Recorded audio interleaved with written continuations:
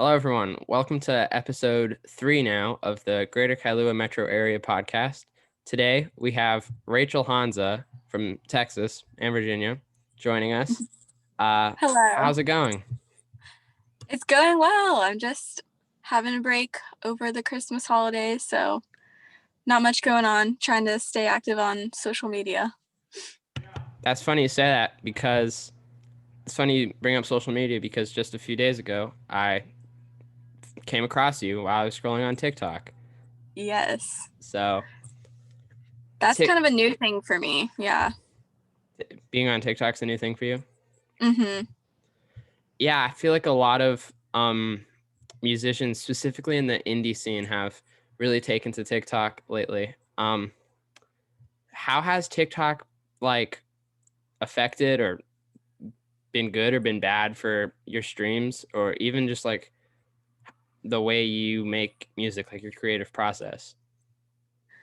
I would say I have not been on TikTok that long as a creator. I've been on it for over a year, just watching videos, But I mean, I just kept seeing everywhere people being like, if you're a musician, the number one thing you need to do right now is be on TikTok. There's really not much better that you could be doing for yourself and getting kind of your name out there than being on TikTok and pushing out content. And so for me, I initially kind of shirked that and was like, oh, that sounds super inauthentic and not, not Yeah. organic to do, just pushing out content. And so I've talked to my manager about it, and just we're both kind of learning the roles of artist and manager. And so we're like, all right, well, let's try this and start making some more videos. So I had a note on my phone of TikTok ideas, which is just so not something I ever thought I would do. But it's fun. It has not I would say affected my life yet. I have just this week had videos that are doing more views than 100. So it's literally just in the past few days I've had a couple people reach out to me, you asked to do this podcast, which is super sweet. And I had someone ask to remix a song. I had someone ask to do a co-writing session. That's cool. Yeah, it's all, so I would say that's just the past couple days, honestly. So I'm excited to see if TikTok will keep showing me any favor. And it's definitely nice right now while I'm at home, kind of not doing anything, to just film videos and see what happens. That's really interesting that you're already getting you've only been on a week and you're already starting to see some sort of not necessarily fame, but sort of some engagement. traction. Yeah. And I will add one thing. I just came to mind. Actually, I was thinking, oh, TikTok hasn't impacted my life that much. I've only been consciously creating stuff for a little bit, but that's not true. This summer in July or August, I saw a TikTok of a girl who had made this playlist called dark green songs, or songs that sound like dark green. And I noticed that it was getting a ton of views. And so, and just continuing to grow. So I found her on Instagram and asked if she ever took submissions to that playlist. And thankfully she said yes, and added Light and Leaves to her playlist. And that significantly widened my audience and helped me to get, I think, probably around 7,000 streams. And so I'm very grateful that happened and that creators are willing to listen to artists. Yeah, for sure. I was actually looking at the dark green playlist. Yeah, the dark green songs right before we got on this. So that's funny you bring that up. And yeah, your songs, Light and Leaves, the one you put out, was that February 2020? Mm-hmm. That's at 14,000, which is definitely really impressive.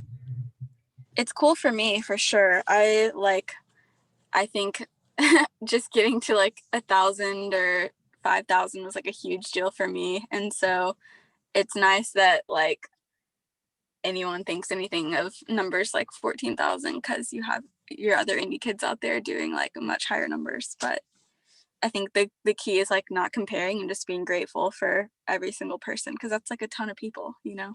Yeah, like, yeah, but you also have to think about how many people are like streaming it multiple times. That's like equally as cool too. Definitely. That's invaluable for sure.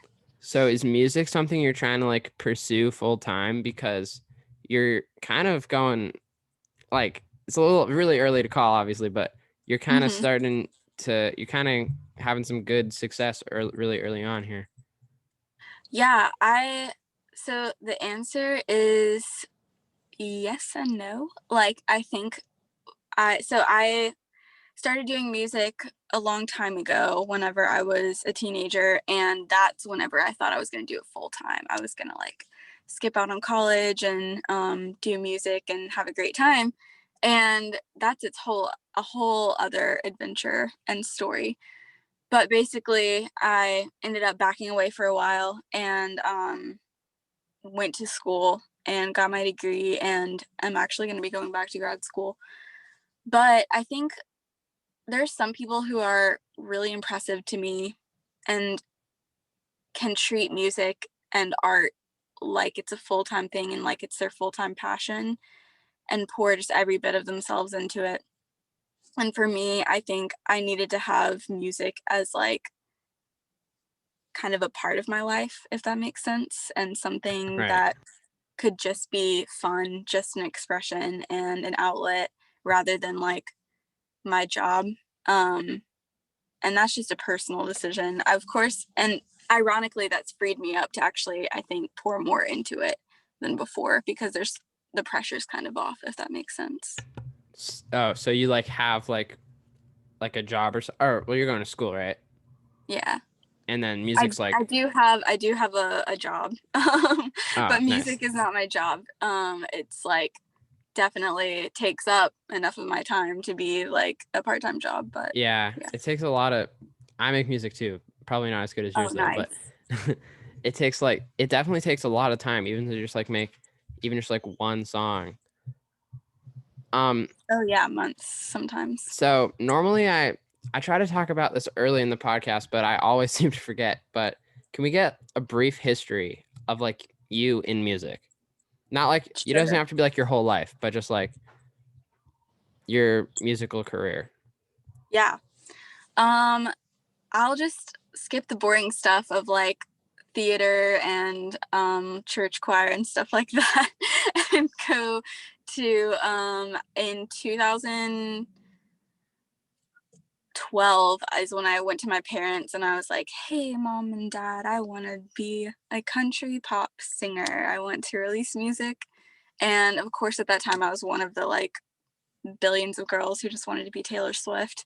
And that was definitely a big era of my life and still look up to her in a ton of ways. But Yeah, she's awesome.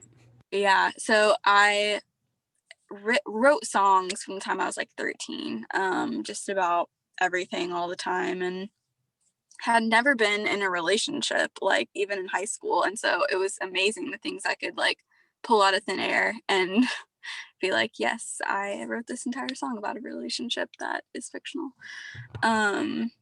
So I was writing songs in high school, went to my parents, and my parents happened to be really cool. And we're like, yeah, we believe in you. Like, let's talk to some. I had done my research and I found a few publishers in Texas and studios. And I was like, okay, what if we just talk to them and see if any of these songs are good? And so we talked to them. They liked several of my songs and were like, yeah, you should record these. Made an EP, country EP. Took several like month-long trips to Nashville to just network and like get a feel of the city and meet other writers and artists. And then that era of my life was around 2012 to 2014 probably. Played a bunch of open mics in Nashville, and then got like burnout at like 19. So yeah, that's when I think I decided music, I don't know really what it was. I think I'm still trying to figure it out, but music had to had to be on the back burner for a while I think I just did some life things and kind of learned who I was and what I wanted my life to look like. And then picked up, I moved across the country last year to Virginia, had kind of a big life change of just starting over and seeing what I could do with a life that was kind of brand new, and met a bunch of really talented people in Virginia who luckily wanted to work with me, and literally just like college bedroom producers, and they luckily made stuff that sounds amazing. So that's where More Time and Light and Leaves come from.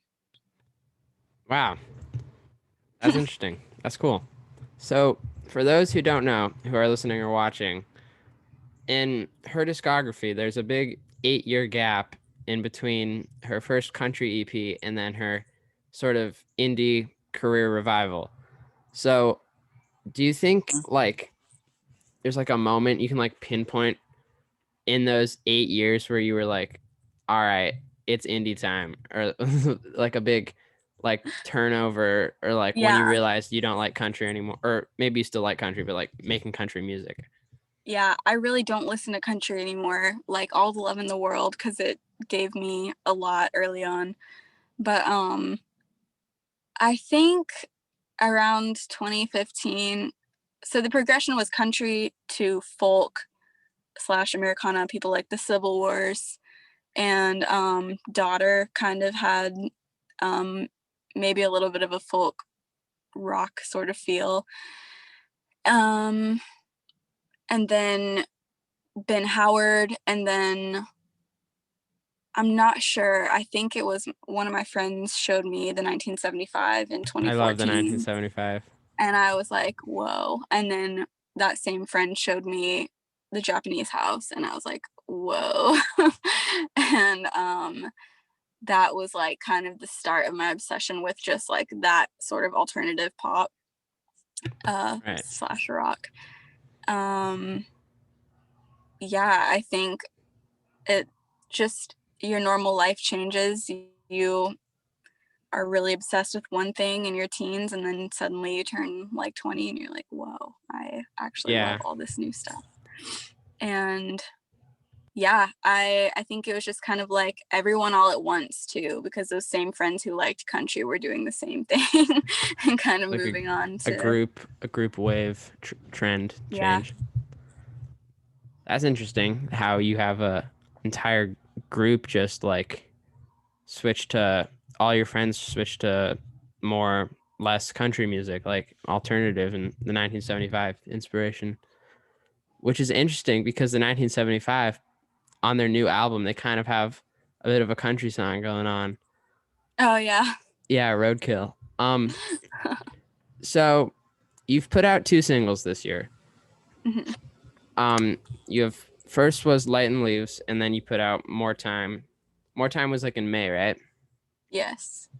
Yeah. So what was the oh my god, sorry, the recording process for those songs like? How were they different than EP1 back in 2012? Like, Oh, worlds different. How were the recording processes different from the or singles to even the like the EP? writing, just the creative process? Oh yeah. So like I said, in high school, I would like write these stories. Country music is all about the story. Right. And so very rarely do you have songs that are based on themes only. And so I would listen to bands, like a big inspiration for me is Novo Amor. And I noticed that like a lot of his lyrics were really vague, or like Bon Iver, really vague. You have no idea what they're talking about most of the time, but Right. it sounds awesome. And so I would listen to these things and be like kind of bummed and be like, oh shoot, I really want to write music that's like a little bit less storyline and more like theme. And so that's where Light and Leaves comes from. That was like my very first experiment with writing off of like a prompt. And then More Time is of course a little bit more storyline. But that first recording process was crazy. It was full studio. like paid studio musicians, and I was just like a kid in a candy shop or something, watching all of it, watching people, super talented musicians, just go to work at like songs I had written in my bedroom. So that was like a once in a lifetime experience. And then working on Light and Leaves and More Time, those were recorded in the first producer for Light and Leaves. We did that in his like bedroom studio, and then More Time was in my room. The producer brought like his recording stuff over to my house, so worlds different. Yeah, bedroom indie pop is really like taking the world by storm, especially on Absolutely. it's really more talked about on TikTok. And I was actually listened to pretty much the entire country EP, because I was thinking it is really really produced. It's really Right. has every instrument that a full band would have. Mm-hmm. So now I want to talk about, earlier you mentioned you have a manager. None of the people I've Mm-hmm. interviewed so far have a manager. And then I noticed when I go on one of your releases, it has is there like a record label? I don't know if it's called Cloudy. Is that what it? I'm gonna throw myself under the bus here, but whenever you're distributing your own music as an indie artist, you have to have a label name. And Oh, so do you most use people just DistroKid? do, yeah. Yeah, me too. So yeah, most people just do their name, but I was just like, I'm gonna pick a word that I like. That's kind of that's kind of vibey and cool. Yeah. Yeah, I like that. So So yeah, my yeah, manager, like I said, is like back to the manager. someone Yeah. he's just learning it too. He's someone I met in college, and he's actually my producer as well for this upcoming EP. But he wears several hats, and one of those hats is being super organized and having detailed like Google calendars for the stuff we're working on and the finances and upcoming things to be on the lookout for. And so in my budget for the EP was definitely having a manager. And so yeah, we're both learning, like I said, but I would not be able to be doing like all the stuff that I'm doing right now without that help, because musician brain for me is like all creative and very little organization sometimes. Right. Yeah. Calendars. Yeah, I had to Mm-hmm. learn how to like do Zoom invites for this whole podcast thing. Mm-hmm. So it was definitely an experience. Oh yeah. So I was looking at your TikTok earlier today, and I saw the recording sessions for this new EP coming Mm-hmm. out. And the little snippet I heard was it was very good. Mm-hmm. Indie vibes. Nice. What can we expect from this upcoming EP, and like what's going on right now, like with you and stuff in Yeah. terms of music and Yeah. So recording? I would say I have a single coming out January 15th, and I have not announced it yet. So you're the first to Oh, hear it. that's awesome. Um What's it called? it's called Long Sleeves. And Long sleeves. I like yeah, that. my manager was freaking out because he called me one day and he was like, Rachel, Gracie Abrams just put out a song called Long Sleeves. And I was like, oh my God. But it's nothing like that. It's nothing like hers. So that one is the inspo for that one is, do you listen to Turnover at all? It's Turnover I guitars. can't say that I do. Okay. Well, Turnover was a big inspiration for the guitars. Um, Melodically, 1975, big time. Yes. This EP is a lot of like indie pop slash rock, but it's like really groovy Rock. too. Yeah, I was really torn over whether to classify this first single as indie pop or indie rock, and just because of the guitar presence, there's so much guitar, real Right. drums, and then you have like synth bass, synth keys, and tons of vocal harmonies is basically the vibes. That's awesome. Which the 1975 album do you think influenced it the most? 1, 2, 3, or 4? Definitely, I Like It When You Sleep. That's a good one. Yeah. I actually just ordered all of the 1975 albums on CD like last night. Kind of an impulse decision. But anyway, the last question I always ask people is, well, it's like a two-part question. I can never tell if I give both two parts of the question first or one part and then the second part. So I'm going to switch it up today and do one part and then answer it in the second part. Normally I just give the first two parts. But anyway, which song of yours should everyone go listen to right now? Like which? What? Yeah.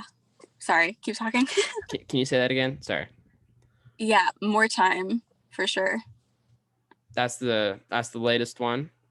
Yeah, that's the one just because, like I said, Light and Leaves kind of got really lucky with getting playlisted by a playlist that was pretty big. More Time is the one that is kind of for all the sad girls and boys. So I think that one is the one that I'm wanting to show a little more love right now. Nice.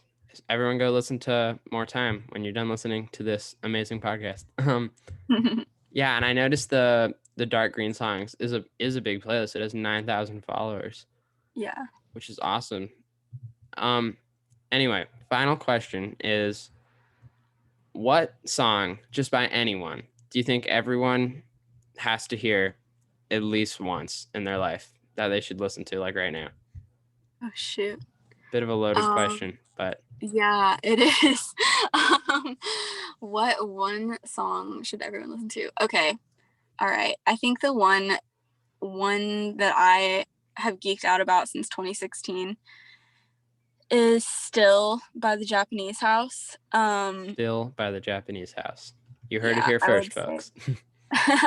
That one is one of those that you like put earphones in and then you just sit back and you don't do anything else. You don't open your eyes. You don't look at anything. You just listen. Awesome. Everyone go check that out. Is there anything you want to promote right now? Minute of just plugging stuff. Yeah. I would say like one of the most helpful things for indie artists, actually the most helpful thing because of the way the music game has changed, is adding songs to your own playlists. And so if you hear a song that you would like to add to one of your indie sad girl playlists, such as More Time, I would not stop you from doing that. I would be very happy, in fact. Yeah, I think I keep forgetting to do it, but I'm making like a big playlist for everyone who's been on this podcast, like the song of theirs they recommend, and then the song by anyone that they recommend. Oh, that's awesome. Anyway, I need to get to that. Anyway, thank you so much for being on this podcast. Definitely. Everyone go stream More Time, and she has a new song coming out January 15th. January 15th. Long sleeves. Yes. And an EP, do we have a month or a... We do. So again, not formally announced yet, but it's gonna be, I believe, let me check. Gotta hop off the video here. All good. It's gonna be February 12th. February 12th. So yeah, you must be nearing completion. Almost a year from Light and Leaves. Nice. Yeah. Anyway, thank you so much. Everyone go stream Light and Leaves and Long Sleeves coming out on... Oh, no. And sorry. Everyone go stream More Time and Light and Leaves. Why not? Why not? And Long Sleeves coming out all platforms January 15th. And EP February 12th. Awesome. You got it. Thank you so much. And I will catch everyone in the next episode.